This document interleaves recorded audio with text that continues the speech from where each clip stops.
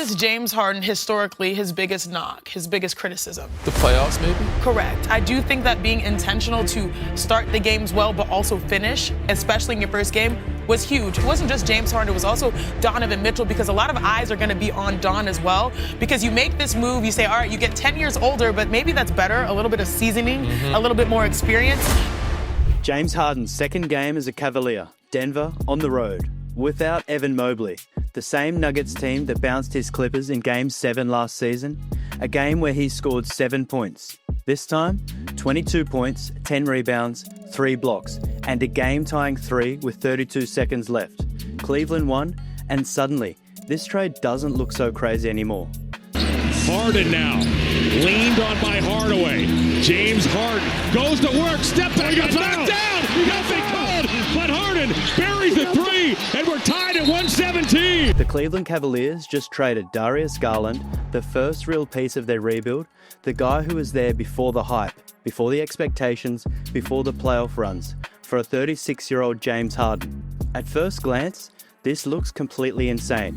Another franchise panic move, the kind that sets a team back half a decade.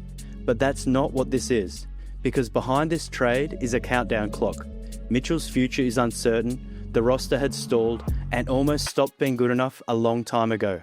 Whether this works or not, everything just changed in Cleveland. Before we get into what Harden brings, you have to understand what Cleveland was actually dealing with. The Garland situation was worse than most people realize. Drafted 5th in 2019, Garland became an all-star before Donovan Mitchell even arrived. He was supposed to be the foundation, then Cleveland added Mitchell, and suddenly they had 2 guards under 6'3" sharing the backcourt. That came with real consequences. Last season, when Garland was on the floor, the Cavs posted a plus 9.9 net rating over 2,090 non-garbage time minutes. Offense was elite, nearly 10 points better than opponents. Defense was fine, nothing special but solid. Here's where it gets interesting though. When Garland sat over 1,330 minutes, Cleveland actually got better. Net rating jumped to plus 12, the offense dipped slightly, but the defense took off. They were 7.2 points per 100 possessions better than opponents defensively. With Garland and Mitchell together, a plus 9.3 net rating. Garland alone, a plus 10.5. Mitchell alone, a plus 12.9. Every version of this team defended better without Garland on the floor. This season, the numbers got uglier. With Garland playing, Cleveland posted a 118 defensive rating. They were outscored by 3 points per 100 possessions, the worst mark of any Cavalier with at least 500 minutes. At that point, the data was screaming. Garland had become a defensive liability, one of the weakest defenders, not just in Cleveland's rotation, but across the league. Then there's the size issue. At 6'1" next to Mitchell, 6'2", Cleveland had a backcourt that history says almost never win championships. The Garland-Mitchell pairing worked in the regular season, they won games, the offense looked great, but when the playoffs arrived, it fell apart. Every single year, the same defensive weaknesses showed up again and again. For every boost they gave the offense, they created an equally big problem on defense. Playing elite playoff teams with 2 undersized guards made everything harder, and that imbalance played a major role in 3 straight postseason disappointments. And availability made things even worse. Garland's injury history goes back years. Ankle problems in 2021, a back injury in 2022, then everything piling up in 2023 with hamstring issues, a neck injury, and a fractured jaw requiring surgery and put him on a liquid-only diet. 24-25 was actually the healthiest season of his career, 75 games, but it still didn't last. A toe injury followed him into the playoffs, where he aggravated it against Miami. Even after off-season surgery, the issue carried into the 25-26 season and limited him to just 26 games. So when Cleveland's front office sat down for what insiders called an unemotional, no-excuses assessment in the weeks before the deadline, they arrived at the same conclusion anyone looking closely would reach. Then add the pressure of Mitchell's upcoming free agency, his contract could expire at the end of next season, creating real urgency. Mitchell loves Cleveland, he's said that, but he also wants to compete for championships, and he'd be justified looking elsewhere if this team couldn't operate at the highest level. So the Cavs made one of the most polarizing trades in franchise history, Darius Garland and a second-round pick for James Harden. When you lay out the problem like that, the Harden trade stops looking crazy and starts looking like the only move that made sense. This is Harden's 6th team in 17 NBA seasons. He's 36 years old, coming off 2.5 years with the Clippers, and at this stage of his career, the question is always the same: how much does he still have? But here's the thing, everywhere Harden goes, he still makes teams better. Cleveland believes he gives them their best chance to compete right now. Let's start with production. Harden's averaging 25.4 points and 8.1 assists this season compared to Garland's 18 points. He led the Clippers to a 15-4 stretch over their last 19 games together. He's past his prime, sure, but he's still producing at a star level. Last season, he earned MVP votes and made 3rd team All-NBA. More importantly, he's available.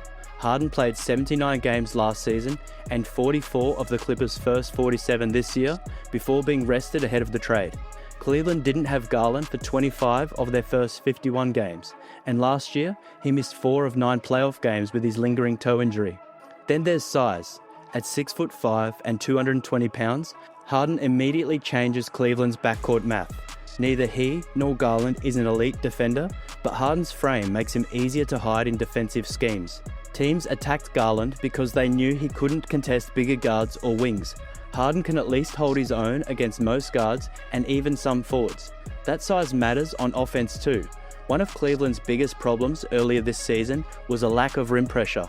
No guard who could consistently get downhill and finish at the basket. Too much side-to-side movement, too many pull-up threes. The Cavs rank just 16th in attempts at the rim. Harden changes that immediately. He still has that rare combination of strength, touch, and stop-start control that lets him create angles and get to the cup. This season, he ranks 9th in drives per game at 14.8, sits in the 60th percentile for shots at the rim among point guards, and finishes at 66%, 71st percentile. That alone solves a major offensive problem. Then there's the pick and roll game. Cleveland hasn't been a heavy pick and roll team, but with 2 strong bigs and Harden running the show, that's about to change in a big way. This is a guy who's been one of the best pick and roll operators in the league for over a decade. You could see it in his debut win over Sacramento, 23 points and 8 assists, but the box score didn't capture half of it. He was consistently delivering the ball to guys rolling to the rim, whether it was Jarrett Allen, Jalen Tyson, or Craig Porter. He handled traps calmly, accepted pressure, and released the ball at exactly the right moment. By the end of that game, it was obvious. Cleveland were building a new system around Harden's pick and roll mastery, and the momentum carried over just 2 nights later against a much tougher opponent, the Denver Nuggets, on their home court. In a hostile environment and without key big man Evan Mobley, the new-look Cavs pulled out a gritty 119-117 victory. Harden was once again a central figure, hitting the game-tying 3 with 32 seconds remaining and posting 22 points, 10 rebounds, and 7 assists. Perhaps most impressively, he added 3 blocks, showcasing the defensive versatility his size brings.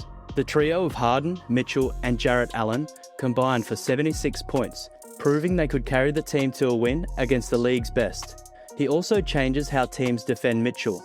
With Garland and Mitchell both under 6'3", opponents felt comfortable sending aggressive doubles. They knew Cleveland couldn't always punish it. With Harden on the floor, doubling Mitchell becomes way more dangerous. You can't leave Harden open, and if you double Harden, he's going to make you pay almost every time. This season, the Cavs have lived and died by Mitchell. With him on the floor, it's a plus 6.6 net rating. Without him, a negative 3.3. When Mitchell sat, the offense collapsed. Harden gives Cleveland a real engine in those minutes, a guy who can create good shots for himself and others on almost every possession. The real question is whether they can fit together stylistically.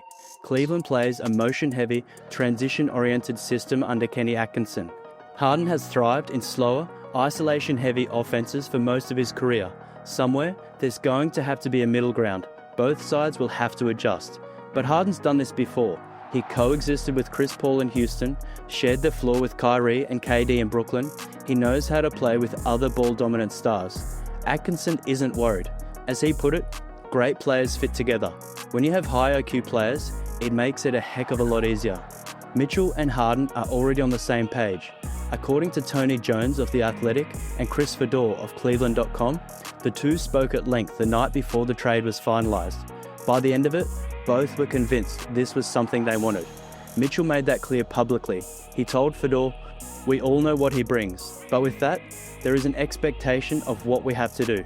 We weren't able to get it done for the past 3 years, and now the goal is to try and get it done. This is the time, gotta go out and do it." Look, I know what you're thinking, and I'd be lying if I said this part doesn't matter. Harden's playoff history isn't pretty. Ever since the trade happened, his critics have come out in full force. And honestly, that's fair. Harden has never won a championship. Some of that comes down to bad luck and circumstances he couldn't control, but some of it is on him. Because as great as he's been in the regular season, he's built a reputation as one of the most unreliable superstars in big playoff moments. His career playoff averages of 22.5 points, 6.5 assists, 5.5 rebounds over 173 games. On paper, that looks solid, but the full picture tells a different story. Game 7s are supposed to be when stars step up. For Harden, it's been the complete opposite. Last season against Denver in a win-or-go-home Game 7, he scored 7 points on 2 of 8 shooting. The Clippers got blown out. Harden was invisible. Since 2020, he's played in 4 Game 7s. In those games, 13.8 points on 27.5% shooting and 16.7% from 3. In the regular season over that same span, 23.5 points on 43% shooting and 36% from deep. That's not a small drop. And it's happened with Houston, Brooklyn, Philadelphia, and the Clippers. 4 different teams, same result. It's not just Game 7s either. In elimination games in general, Harden has often gone missing. After that Denver loss, he didn't even speak to the media. He knew. But context is everything. While that playoff failure is part of his history, his first game in Denver playing for Cleveland told a different story. In a hard-fought regular season win, Harden was a key factor in beating the very team that had previously eliminated him, finishing with 22 points, 10 rebounds, and 3 blocks. It was a performance that suggested that with a new system and a co-star like Mitchell, the past may not be a prologue. That reputation is earned, which is why Cavs president Kobe Altman addressed it head-on. There's some elimination games that he probably wishes he had back. Probably 5 really bad games out of 173 playoff games. But overall, he certainly raises his level and raises our level. It's hard being the number 1 option on a championship level team. I think the good news for him is he has another number 1 option right next to him. That last point might be Cleveland's saving grace. A healthy Donovan Mitchell taking the pressure away from Harden might be the key to Cleveland's postseason success. Is Mitchell the most talented teammate Harden's ever had? No.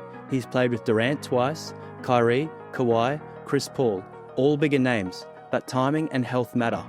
In Brooklyn, Harden, Durant and Kyrie were never healthy at the same time when it counted. With the Clippers, Kawhi was mostly sidelined. In Houston, CP3 was never the kind of explosive scorer Mitchell is. When those Rockets reached Game 7, Harden had to be the guy. In Cleveland, that won't be the case. His job is to organise the offense, control the pace, and keep Mitchell fresh enough to take over late. That's a massive difference. The Cavs still have Evan Mobley and Jarrett Allen, 2 bigs who should feast off Harden's playmaking. They've got Jalen Tyson continuing to emerge, multiple weapons designed to punish defenses when Harden draws attention. That matters when the pressure rises. It gives Cleveland ways to survive Harden's worst nights. But make no mistake, this is still a massive gamble. Cleveland's betting Harden will defer when it matters, that he'll trust Mitchell as a closer, that his ego won't get in the way. The Cavs are banking on this time being different. Like his Brooklyn days, he'll let the more electric scorer carry the load when it counts most. And Cleveland didn't stop with Harden. By trading DeAndre Hunter, Lonzo Ball, and 3 second-round picks, the Cavs also brought in Dennis Schroeder and Keon Ellis. And suddenly, this roster looks very different, deeper, more balanced, and with more scoring punch off the bench. Schroeder is a proven vet. He's been traded 8 times, but that's never been about production. Teams view him as an offensive catalyst for the second unit. The Lonzo Ball experiment simply didn't work. The shooting disappeared, his 3-point shot fell off a cliff, and without elite athleticism anymore, he couldn't get to the rim. Schroeder fixes that. In Sacramento, he averaged 12.8 points and 5.3 assists. He can create for himself, create for others, and he brings winning experience. He led Germany to both a FIBA World Cup title and a Eurobasket title. Then there's Keon Ellis, more of a wild card. He's a 26-year-old, undrafted, 4th-year wing. But the one thing you can count on is his defense. He ranks in the 95th percentile for blocks and 96th percentile for steals among wings. He's one of only 2 players in the league averaging at least 2 steals and 1 block per 36 minutes this season. He makes life miserable for opposing guards. Offensively, he's still developing, but he shoots it. He's hitting 41% from 3 for his career and 36.8% this season. That combination of defense and spacing is exactly what Cleveland's bench was missing. With Mitchell in his prime and the Eastern Conference wide open, Cleveland is sacrificing future stability for a real shot at winning now. Pairing 2 players with this level of production and experience gives them one of the most explosive backcourts in the league. The message from this front office is clear. They chose winning now over waiting. Cleveland isn't being patient anymore, they're going for it. This Harden trade is a declaration. Cleveland is telling the rest of the league they're serious about winning a championship. They're done waiting, done hoping things magically work out, done being patient. The pieces are finally in pace. Now comes the hard part, because having the pieces and actually winning with them are 2 very different things. So what do you think? Do the Cavs have a real chance to make the finals this year? Let me know in the comments. And if you enjoyed this breakdown, hype and like the video, and subscribe so you don't miss more deep dives like this.